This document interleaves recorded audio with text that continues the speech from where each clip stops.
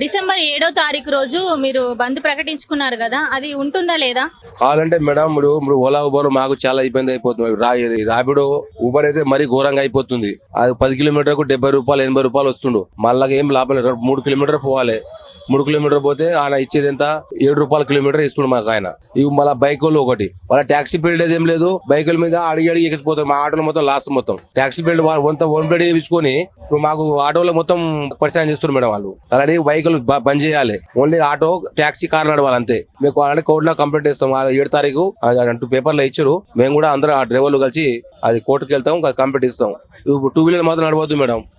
Ladies ఎక్కించుకుపోయినా గానీ ఏమైనా గానీ మళ్ళీ ఆటోల మీద అందరికి ఇది వస్తుంది మాకు. అట్లనే బైక్ మొత్తం తీసేయాలి. అంటే సార్ ఇప్పుడు బంద్ అనేది ఇప్పుడు నిర్వహిస్తున్నారా లేదా? ఇప్పుడు డ్రైవర్లు అంతా ఓకే అయితే నిర్వహిస్తాం.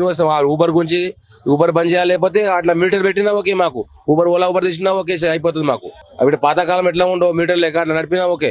అట్లా నడిపించుకుంటాం మేము. ఇప్పుడు దాదాపుగా మీకు రోజుకు ఎంత అనేది పడుతుంది సార్? అంటే కూలీ 700 వస్తే 200 ఆయనకే కట్టాలి, కంపెనీ కట్టాలి. 300 గ్యాస్ పోయాలి, 300 మిలిగేది మాకు ఏమేమి వస్తాయి మేడం? మీకు నార్మల్ గా ప్రాబ్లం అవుతుందని చెప్తున్నారు. అవుతుంది మేడం. అంటే ప్రతి ఒక్కరు కూడా బస్సు ఒకటి పెట్టిండు బస్సు. దానివల్ల ఇంకా లాసు. మళ్ళీ బైకులు దాని గురించి మాకు ఏమవుతుంది మేడం? నెలకు 10,000 బండి కిరాయి కట్టాలి, ఇన్స్టాల్మెంట్లు కట్టాలి, ఇల్లు కిరాయి ఎక్కడి నుంచి వెళ్తుంది మేడం మాకు? సార్ మీ ప్రాబ్లమ్స్ గురించి మీ యూనియన్ తరపు నుంచి గానీ ఎవరైనా ప్రభుత్వానికి మీరు విన్నవించారా? చెప్పలే మేడం. ఇంకా యూనియన్ నుంచి మాట్లాడలే. మా యూనియన్ కూడా చేయండి అంటారు. మీ అందరూ ఒకటి అంటే నేను కూడా యూనియన్ చెప్తుండు. ఇంకా మందిని సహకరిస్తాం. ఇంకా కంపల్సరీ బైక్ మాత్రం బంద్ చేయాలి మేడం. ఈ బైక్ అయితే మాకు గిట్టుబాటు లేదు.